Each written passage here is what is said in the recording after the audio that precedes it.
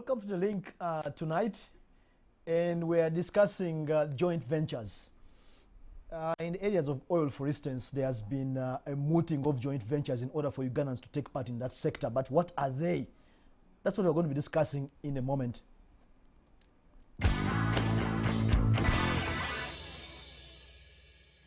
Welcome back, and my guest tonight is has been here before. You might know him. He's called Jet Tumwebaze, a lawyer, a partner with Kampala Associated Advocates, KAA. Jet, welcome. Thank you, Sam. We have a few minutes, so we go quickly to the point. What is a joint venture in company terms? A joint venture, some can be described as a business undertaking or a business arrangement between two persons or two entities. Okay. For a specific purpose, to do a specific project, and performing as long as you have a common goal, a common venture, if you want to use the word. But you have two people or two entities coming together with a common purpose to do a common project or something, or a common undertaking, common venture, to venture into something. Okay. So then you agree to do a joint venture. Okay. Because you can't do it alone for different reasons that we'll look at. Time allowing. Okay. So you decide to do it, to go in together. Okay. 2, 3, 4, 5 entities. Okay. Yes. If I come, let me say Sam and Jet do a joint venture. Yes. As companies. What are the responsibilities of each of us as parties? First of all, there could be two types or two levels of joint ventures. Most of these joint ventures are managed by what we call joint venture agreements. Okay. So your responsibilities, the ones we are talking about, will be embedded therein. But for example, the oil bit you are talking about is a bit detailed, but we will try and run through them. Yeah. When you, at exploration level, for example, the big companies will enter into joint ventures for many different reasons. One of them being to share risks. Okay. The others, to mobilize resources. Oil exploration is very expensive. So if one company got a license from Uganda to do exploration, you may need $100 million. You don't have it.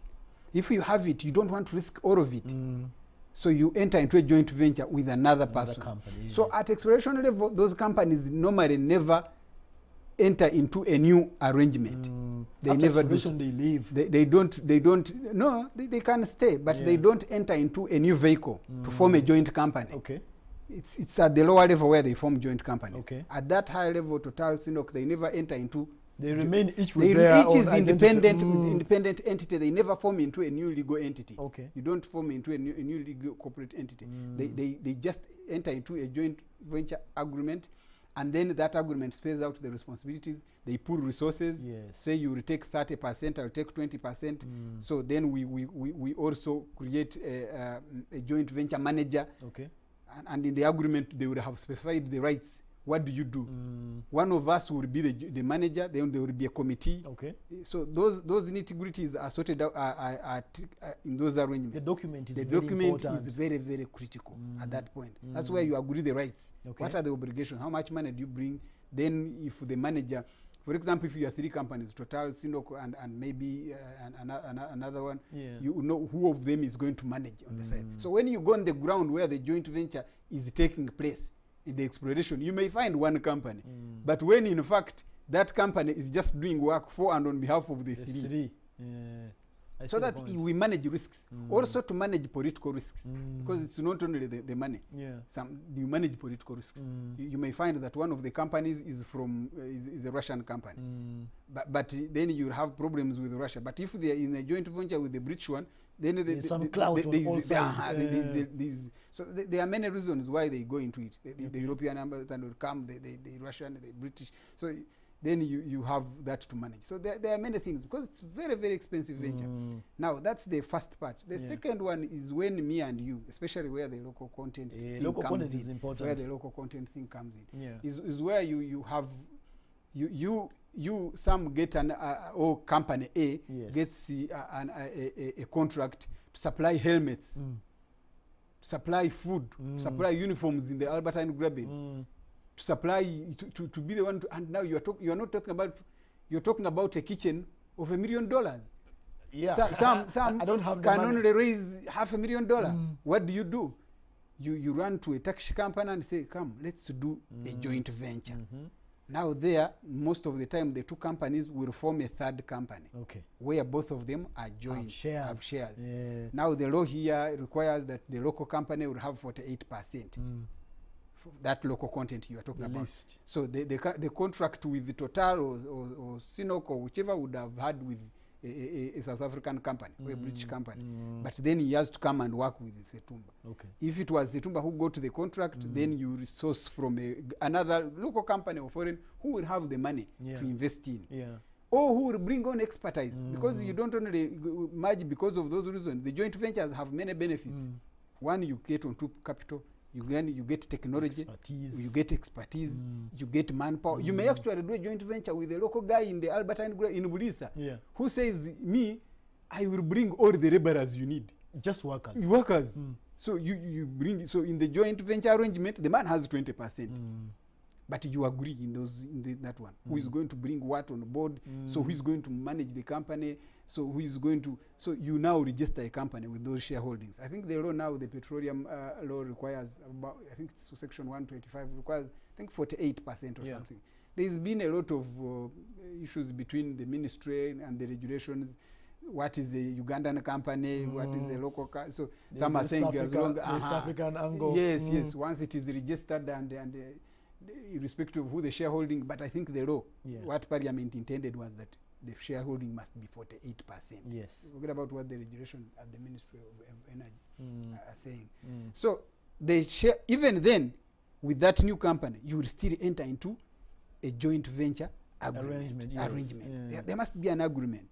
All these things are in an agreement where you specify what are you going to do, who is going to do what, who are the signatories to these accounts, who brings in what. What if you don't do your share? How do I avoid getting a bad deal if I'm dealing with a foreigner who might be sharper? That's actually the entire arrangement is in the due diligence. Yes. Because, and those are some of the challenges with these joint ventures. Somebody is going to tell you, oh, you want kitchen? I have gone to hotels where a kitchen is $1 million. Yes. So I'm going to supply you the right kitchen because these people want specific type of food. Standard. It's standard. So, and you cannot do it with the same kitchen that cooks food at my house or your house. So somebody say I will supply the right kitchen and they don't bring it, or bring substandard. Yes. Or sign off your money and leave. Or claim to have technology. He says, no, we have experience in doing that work, supplying ridges. And the ridges they supply are not the ones. Yet you have already, they are not fit for purpose. Yet you have already sunk in 20%. So you must do due diligence on these companies. Homework. Somebody says, I'm going to send you experts to handle that side. Because for you, the Ugandan company, you go to the contract, but you don't have the expertise. You enter into an agreement with a company in the UK, it sends you expertise, instead it sends you interns. And they cannot do the work. So you must do a due diligence to find out, this company I'm entering into a joint venture with. Can it manage? Who are the shareholders? What is their track record? Have they supplied this elsewhere in the same industry? Why this one and not the other one? So, and all these ones can only be done at a due diligence stage before you enter into the contract, to avoid breaching the contract. And these contracts in the second category happen at the service level, the service agreements, the guys who are going to supply that. It's not the top heavy investors. Why is it, as a private sector guy, I'm listening to Jet and saying, okay, I want to take part. Why is it important for me to know what I can do? Because yes, I might be a company, I don't have expertise, I can get somebody who knows what to do, but even me, the efficacy or the confidence to do that, even half of it, I don't have it. Why is it not a good thing to try to do things you may not be knowing very well? First of all, when you are entering into these joint venture agreements, a lot is at stake. One, you could lose your investment of 30 or 40%, the amount of money you would have put in. Two, you may lose your brand or damage your brand. That you know these are the guys who failed at project A. How can we hire them at project A? So the company that you choose to engage into, to enter into a joint venture with, is very critical. More really less like a marriage. You must do background check on the character you are going to have. So the joint ventures, most of them will fail because of how they were set up. Not necessarily because I don't know very well. No. You know, but you have the same capacity. Okay. And then you must agree on the exit because you must agree on that termination clause. Of course, nobody wants to talk about exit when they are pumping champagne, but you must talk about exit. That provision is very important. How do you terminate the joint venture agreement in case you get? So if I want to know these things, Jet, we are running out of time in 1.5 minutes.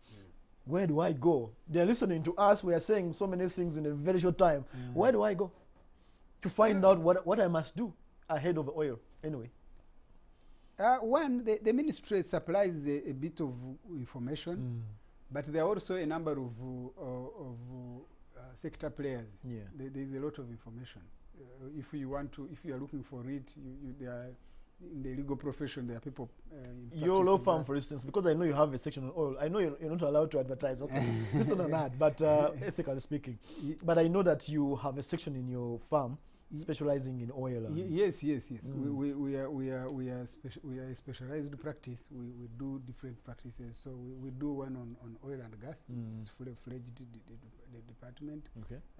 With the 3-4 senior people. So, but even other practitioners, they are there in town. We are not the only ones. Okay, so finally we go back to the basics. I must be registered. I must be having all these tax issues. All that is sorted. Yes. Fast. Yes. When the company you are going to do a joint venture with, at the supply, because I've told you we are not talking about at the higher level of the big oil companies. Those retain their identity, never form something new. This down, you could do the same, but the most preferred one is to form a joint company, so that then the shareholdings are clear and know what everybody is going to do, whether you are setting up a committee, whether both of you will run, new directors, same company, same account, money will be paid there, and then you pay taxes so that you don't run into, and then do the service that you have contracted with the top companies to do. Thank you so much, Jet. Always time flies about the things you had. Do your homework. If you're going to do a joint venture with somebody, let them not just come and sell you air. Check out that they can do what they claim to do and do the documentation right so that you get the money. That was the link tonight. Thank you for joining us.